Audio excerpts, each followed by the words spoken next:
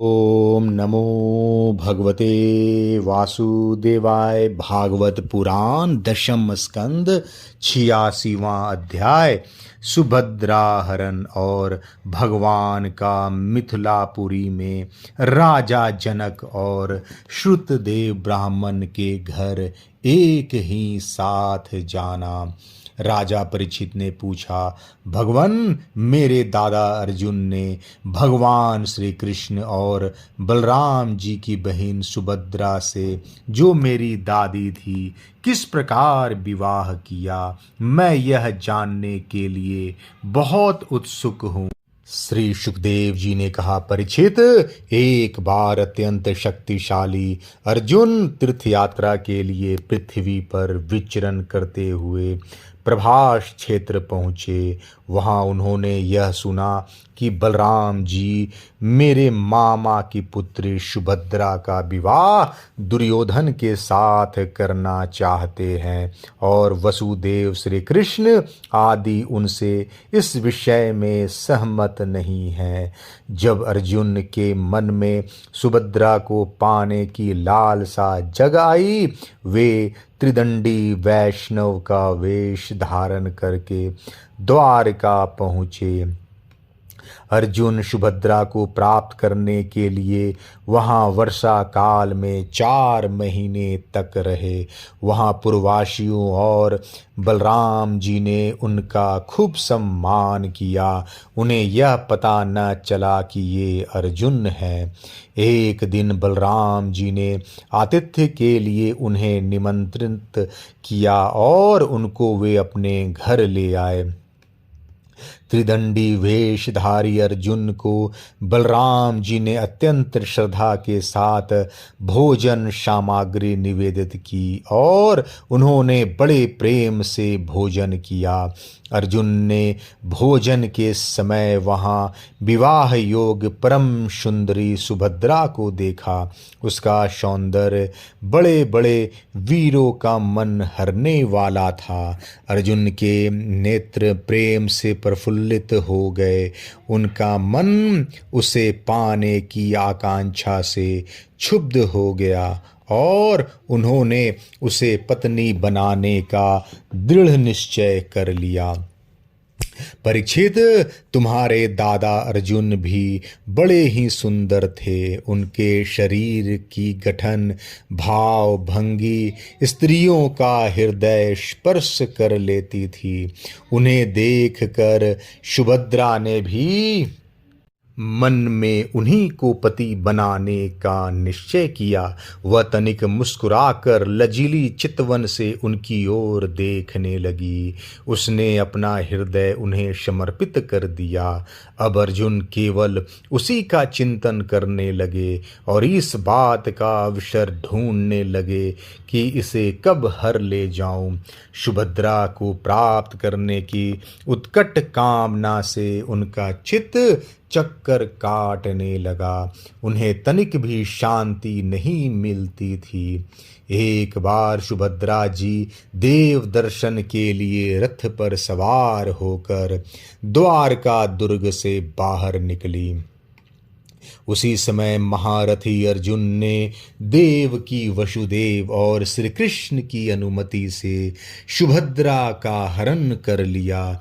रथ पर सवार होकर वीर अर्जुन ने धनुष उठा लिया और जो सैनिक उन्हें रोकने के लिए आए, उन्हें मार पीट कर भगा दिया।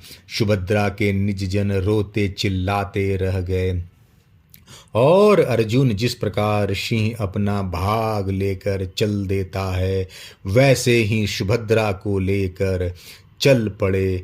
यह समाचार सुनकर बलराम जी बहुत बिगड़े। वे वैसे ही क्षुब्ध हो उठे जैसे पूर्णिमा के दिन समुद्र। परंतु भगवान श्री कृष्ण तथा अन्य सुहृद संबंधियों ने उनके पैर पकड़कर उन्हें बहुत कुछ समझाया बुझाया। तब वे शांत हुए। इसके बाद बलराम जी ने प्रसन्न होकर वर वधू के लिए बहुत सा धन सामग्री, हाथी, रथ, घोड़े और दासी दास दहेज में भेजे। श्री सुखदेव जी कहते हैं, परीक्षित, विदेह की राजधानी मिथिला में एक गृहस्थ ब्राह्मण थे। उनका नाम था श्रुतदेव। वे भगवान श्री कृष्ण के परम भक्त थे। वे एकमात्र भगवत भक्ति से ही पूर्ण मनोरथ, परम शांत, ज्ञानी और विरक्त थे। वे गृहस्थ आश्रम में रहते हुए भी किसी प्रकार का उद्योग नहीं करते थे। जो कुछ मिल जाता उसी से अपना निर्वाह कर लेते थे। प्रारब्धवश प्रतिदिन उन्हें जीवन निर्वाह भर के लिए सामग्री मिल जाया करती थी। अधिक नहीं, वे उतने से ही संतुष्ट भी थे और अपने वर्णाश्रम के अनुसार धर्म पालन में तत्पर रहते थे। प्रिय परीक्षित, उस देश का राजा भी ब्राह्मण के समान ही भक्तिमान थे। मैथिल वंश के उन प्रतिष्ठित नरपति का नाम था बहुलाश्व। उनमें अहंकार का लेश भी न था। श्रुतदेव और बहुलाश्व दोनों ही भगवान श्री कृष्ण के प्यारे भक्त थे। एक बार भगवान श्री कृष्ण ने उन दोनों पर प्रसन्न होकर दारुक से रथ मंगवाया और उस पर सवार होकर द्वारका से विदेह देश की ओर प्रस्थान किया। भगवान के साथ नारद, वामदेव, अत्रि, वेद व्यास, परशुराम, असित, अरुणि, मैं, सुखदेव, बृहस्पति, कण्व, मैत्रेय, च्यवन आदि ऋषि भी थे। परीक्षित, वे जहाँ जहाँ पहुँचते वहाँ वहाँ के नागरिक और ग्रामवासी प्रजा पूजा की सामग्री लेकर उपस्थित होती। पूजा करने वाले को भगवान ऐसे जान पड़ते मानो ग्रहों के साथ साक्षात सूर्य नारायण उदय हो रहे हों। परीक्षित, उस यात्रा में अनार्थ, धन्व, कुरु, जांगल, कंकन, मत्स्य, पांचाल, कुंती, मधु, कैकेयी, कौशल, अर्ण आदि अनेक देशों के नरपतियों ने अपने नेत्र रूपी दोनों से भगवान श्री कृष्ण के उन्मुक्त हास और प्रेम भरी चितवन से युक्त मुखार बिंद के मकरंद रस का पान किया। त्रिलोक गुरु भगवान श्री कृष्ण के दर्शन से उन लोगों की अज्ञान दृष्टि नष्ट हो गई। प्रभु दर्शन करने वाले नर नारियों को अपनी दृष्टि से परम कल्याण और तत्व ज्ञान का दान करते चल रहे थे। स्थान स्थान पर मनुष्य और देवता भगवान की उस कृति का गान करके सुनाते, जो समस्त दिशाओं को उज्जवल बनाने वाली एवं समस्त अशुभों का विनाश करने वाली है। इस प्रकार भगवान श्री कृष्ण धीरे धीरे विदेह देश में पहुँचे। परीक्षित, भगवान श्री कृष्ण के शुभागमन का समाचार सुनकर नागरिक और ग्रामवासियों के आनंद की सीमा न रही। वे अपने हाथों में पूजा की विविध सामग्रियां लेकर उनकी अगवानी करने आए। भगवान श्री कृष्ण का दर्शन करके उनके हृदय और मुख कमल प्रेम और आनंद से खिल उठे। उन्होंने भगवान को तथा उन मुनियों को, जिनका नाम केवल सुन रखा था, देखा न था, हाथ जोड़कर मस्तक झुकाकर प्रणाम किया। मिथिला नरेश बहुलाश्व और श्रुतदेव ने यह समझकर कि जगत गुरु भगवान श्री कृष्ण हम लोगों पर अनुग्रह अनुग्रह करने के लिए ही पधारे हैं। उनके चरणों पर गिरकर प्रणाम किया। बहुलाश्व और श्रुतदेव दोनों ने ही एक साथ हाथ जोड़कर मुनि मंडली के साहित भगवान श्री कृष्ण को आतिथ्य ग्रहण करने के लिए निमंत्रित किया। भगवान श्री कृष्ण दोनों की प्रार्थना स्वीकार करके दोनों को ही प्रसन्न करने के लिए एक ही समय पृथक पृथक रूप से दोनों के घर पधारे, और यह बात एक दूसरे को मालूम न हुई कि भगवान श्री कृष्ण मेरे घर के अतिरिक्त और कहीं भी जा रहे हैं। विदेहराज बहुलाश्व बड़े मनस्वी थे। उन्होंने यह देख कर कि दुष्ट दुराचारी पुरुष जिनका नाम भी नहीं सुन सकते, वे ही भगवान श्री कृष्ण और ऋषि मुनि मेरे घर पधारे हैं, सुंदर सुंदर आसन मंगाए और भगवान श्री कृष्ण तथा ऋषि मुनि आराम से उन पर बैठ गए। उस समय बहुलाश्व की विचित्र दशा थी। प्रेम भक्ति के उद्रेक से उनका हृदय भर आया था, नेत्रों में आंसू मड़ रहे थे। उन्होंने अपने पूज्यतम अतिथियों के चरणों में नमस्कार करके पांव पखारे और अपने कुटुंब के साथ उनके चरणों का लोक पावन जल सिर पर धारण किया और फिर भगवान एवं भगवत स्वरूप ऋषियों को गंध माला वस्त्र अलंकार धूप दीप अर्ध गौ बैल आदि समर्पित करके उनकी पूजा की। जब सब लोग भोजन करके तृप्त हो गए, तब राजा बहुलाश्व भगवान श्री कृष्ण के चरणों को अपनी गोद में लेकर बैठ गए और बड़े आनंद से धीरे धीरे उन्हें सहलाते हुए बड़ी मधुर वाणी से भगवान की स्तुति करने लगे। राजा बहुलाश्व ने कहा, प्रभु, आप समस्त प्राणियों के आत्मा साक्षी एवं स्वयं प्रकाश हैं। हम सदा सर्वदा आपके चरण कमलों का स्मरण करते रहते हैं। इसी से आपने हम लोगों को दर्शन देकर कृतार्थ किया है। भगवन, आपके वचन है कि मेरा अनन्य प्रेमी भक्त मुझे अपने स्वरूप बलराम जी, अर्धांगिनी लक्ष्मी और पुत्र ब्रह्मा से भी बढ़कर प्रिय हैं। अपने उन वचनों को सत्य करने के लिए ही आपने हम लोगों को दर्शन दिया है। भला ऐसा कौन पुरुष है जो आपकी इस परम दयालुता और प्रेम परवशता को जानकर भी आपके चरण कमलों का परित्याग कर सके। प्रभु, जिन्होंने जगत की समस्त वस्तुओं का एवं शरीर आदि का भी मन से परित्याग कर दिया है, उन परम शांत मुनियों को आप अपने तक को भी दे डालते हैं।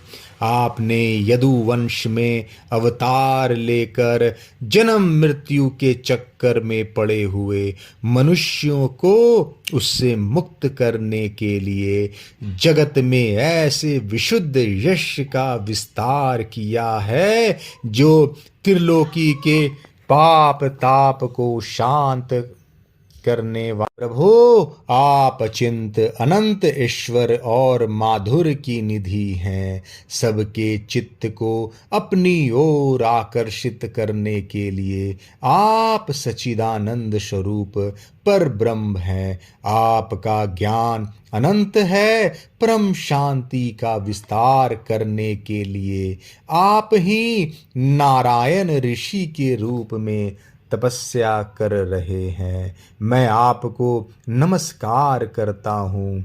एक रस अनंत, आप कुछ दिनों तक मुनि मंडली के साथ हमारे यहाँ निवास कीजिए और अपने चरणों की धूल से इस निमि वंश को पवित्र कीजिए।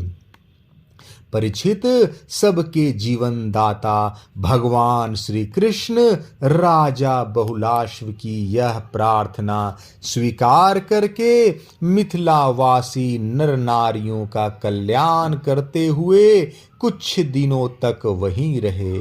प्रिय परीक्षित, जैसे राजा बहुलाश्व भगवान श्री कृष्ण और मुनि मंडली के पधारने पर आनंद मग्न हो गए थे, वैसे ही श्रुतदेव ब्राह्मण भी भगवान श्री कृष्ण और मुनियों को अपने घर आया देखकर आनंद विहल हो गए। वे उन्हें नमस्कार करके अपने वस्त्र उछाल उछाल कर नाचने लगे। श्रुतदेव ने चटाई, पीढ़े और कुशासन बिछाकर उन पर भगवान श्री कृष्ण और मुनियों को बैठाया। स्वागत भाषण आदि के द्वारा उनका अभिनंदन किया तथा अपनी पत्नी के साथ बड़े आनंद से सबके पांव पखारे।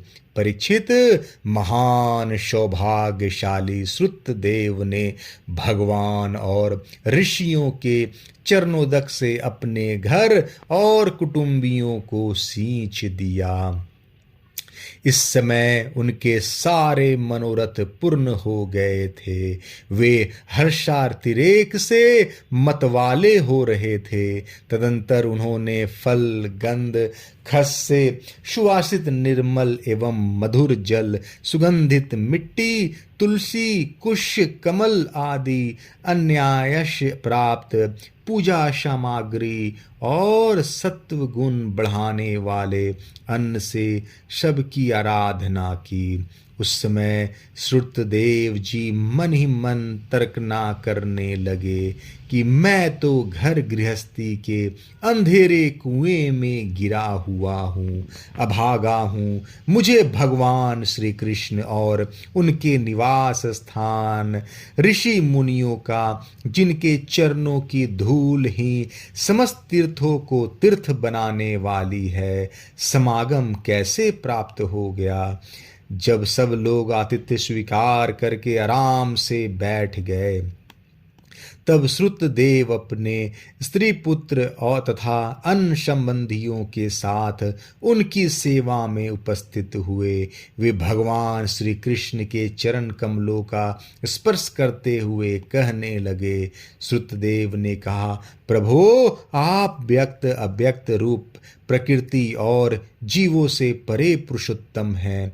मुझे आपने आज ही दर्शन दिया हो, ऐसी बात नहीं है। आप तो तभी से सब लोगों से मिले हुए हैं, जब से आपने अपनी शक्तियों के द्वारा इस जगत की रचना करके आत्मसत्ता के रूप में इसमें प्रवेश किया।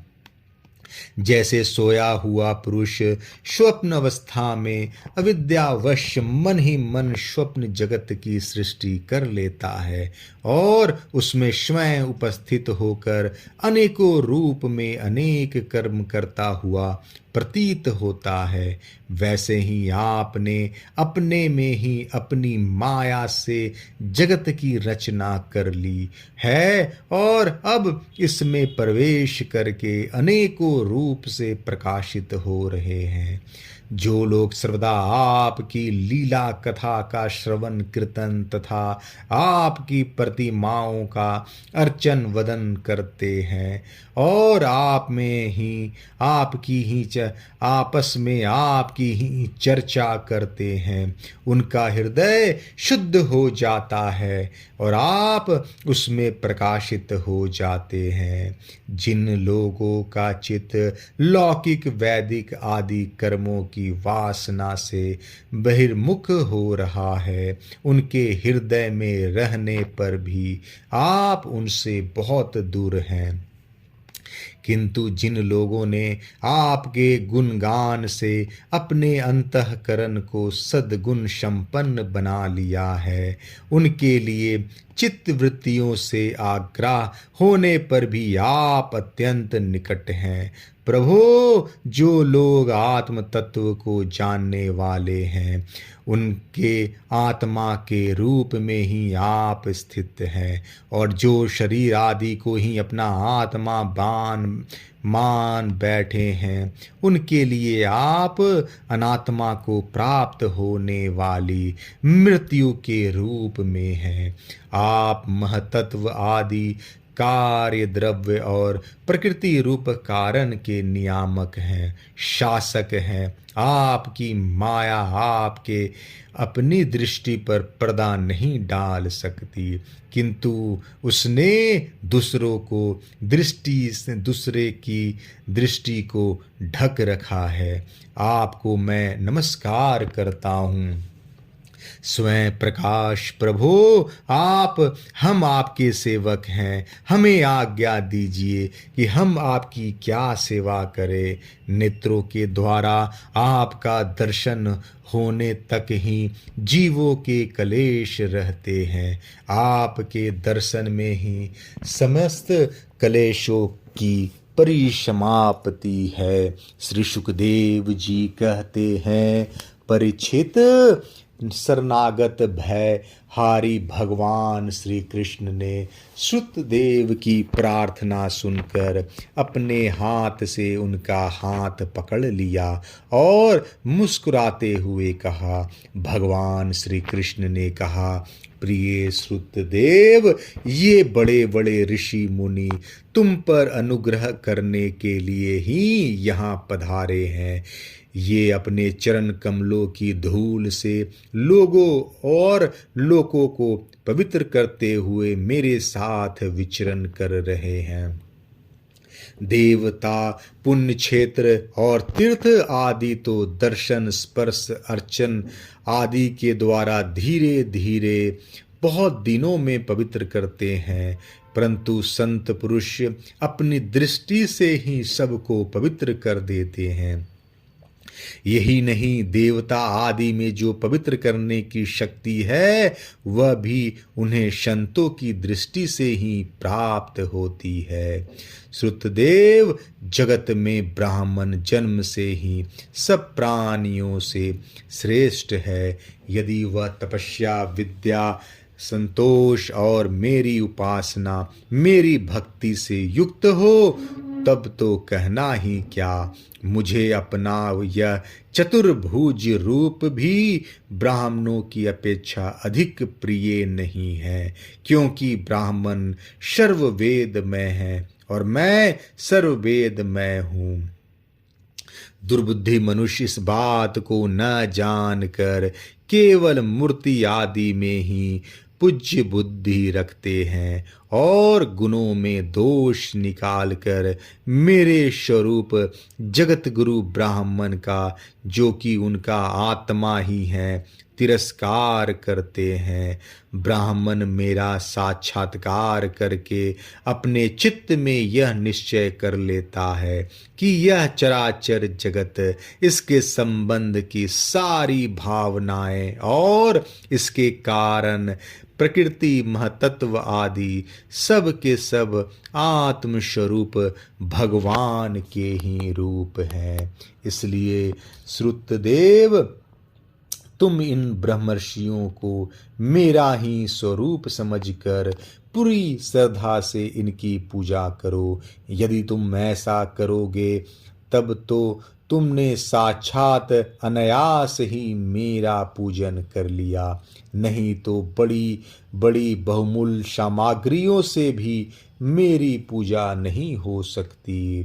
श्री सुखदेव जी कहते हैं, परीक्षित, भगवान श्री कृष्ण का यह आदेश प्राप्त करके श्रुतदेव ने भगवान श्री कृष्ण और उन ब्रह्मर्षियों की एकात्म भाव से आराधना की।